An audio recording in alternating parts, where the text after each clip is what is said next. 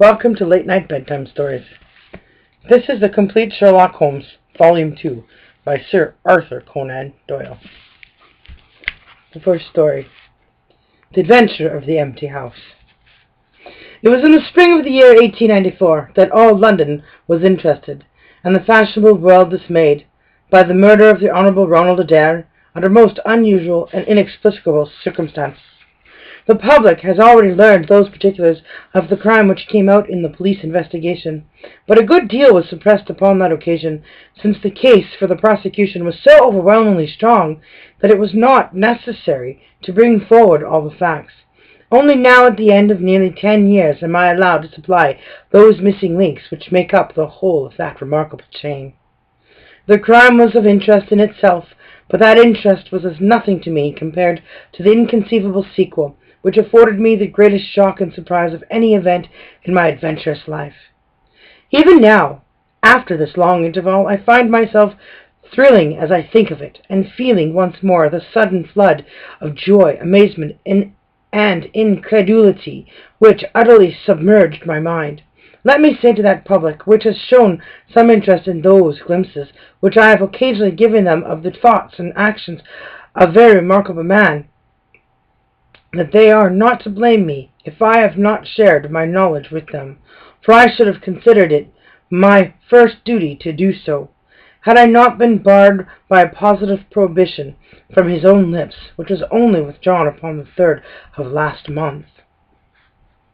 It can be imagined that my close intimacy with Sherlock Holmes had interested me deeply in crime, and that after his disappearance I never failed to read with care the various problems which came before the public, and I even attempted more than once, for my own private satisfaction, to employ his methods in their solution, though with indifferent success. There was none, however, which appealed to me like this tragedy of Ronald Adair. As I read the evidence at the inquest, which led up to a verdict of wilful murder against some person or persons unknown, I realized more clearly than I had ever done the loss which the community had sustained by the death of Sherlock Holmes. There were points about this strange business which would, I was sure, have specially appealed to him, and the efforts of the police would have been supplemented, or more probably anticipated, by the trained observation and the alert mind of the first criminal agent in Europe. All day as I drove upon my round, I turned over the case in my mind, and found no explanation which appeared to me to be adequate. At the risk of telling a twice-told tale, I will recapitulate the facts as they were known to the public at the conclusion of the inquest. The Honourable Ronald Adair was the second son of the Earl of Maynooth, at that time governor of one of the Australian colonies. Adair's mother had returned from Australia to undergo the operation for cataract, and she, her son Ronald, and her daughter Hilda were living together at 427 Park Lane. The youth moved in the best society, had, so far as was known, no enemies and no particular vices. He had been engaged to Miss Edith Woodley of Carstairs, but the engagement had been broken off by mutual consent some months before, and there was no sign that it had left any very profound feeling behind it. For the rest of the man's life moved in a narrow and conventional circle, for his habits were quiet and his nature unemotional. Yet it was upon this easy-going young aristocrat that death came in most strange and unexpected form. Between the hours of 10 and 11:20 on the night of March 30th, 1894. Ronald Adair was fond of cards, playing continually, but never for such stakes as would hurt him. He was a member of the Baldwin, the Cavendish, and the Bagatelle card clubs.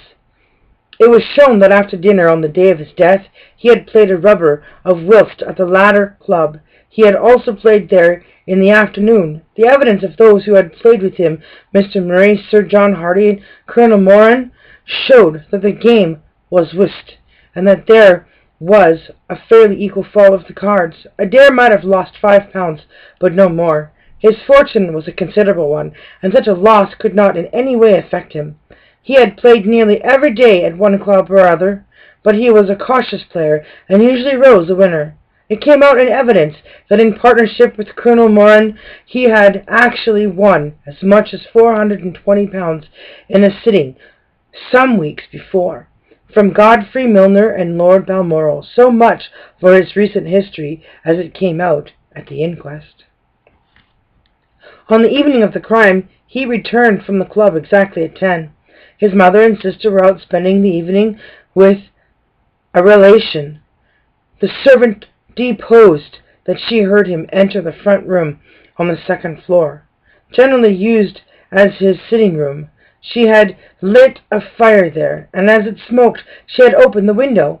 No sound was heard from the room until 11:20, the hour of the turn of Lady Maynooth and her daughter. Desiring to say good night, she attempted to enter her son's room. The door was locked on the inside, and no answer could be got to their cries and knocking. Help was attained, and the door forced. The unfortunate young man was found lying near the table. He had been horribly mutilated by an expanding revolver bullet, but no weapon of any sort was to be found in the room. On the table lay 2 banknotes for £10 each, and £17.10 in silver and gold, the money arranged in little piles of varying amount.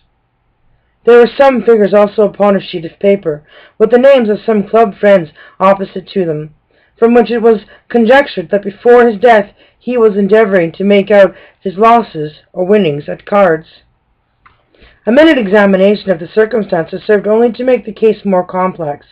In the first place, no reason could be given why the young man should have fastened the door upon the inside. There was the possibility that the murderer had done this, and had afterwards escaped by the window. The drop was at least 20 feet, however, and a bed of crocuses in full bloom lay beneath. Neither the flowers nor the earth showed any sign of having been disturbed, nor were there any marks upon the narrow strip of grass which separated the house from the road. Apparently, therefore, it was the young man himself who had fastened the door. But how did he come by his death? No one could have climbed up to the window without leaving traces. Suppose a man had fired through the window. He would indeed be a remarkable shot, who could with a revolver inflict so deadly a wound. Again, Park Lane is a frequented thoroughfare. There is a cab stand within 100 yards of the house. No one had heard a shot, and yet there was the dead man, and there the revolver bullet, which had mushroomed out, as soft-nosed bullets will, and so inflicted a wound which must have caused instantaneous death. Such were the circumstances of the Park Lane mystery, which were further complicated by entire absence of motive, since, as I have said, young Adair was not known to have any enemy, and no attempts had been made to remove the money or valuables in the room. All day I turned these facts over in my mind, endeavoring to hit upon some theory which could reconcile them all, and to find that line of least resistance which my poor friend had declared to be the starting point of every investigation. I confess that I made little progress. In the evening I strolled across the park, and found myself about 6 o'clock at the Oxford Street end of Park Lane. A group of loafers upon the pavements, all staring up at a particular window, directed me to the house which I had come to see. A tall, thin man with coloured glasses, whom I strongly suspected of being a plain-clothes detective, was pointing out some theory of his own, while the others crowded around to listen to what he said.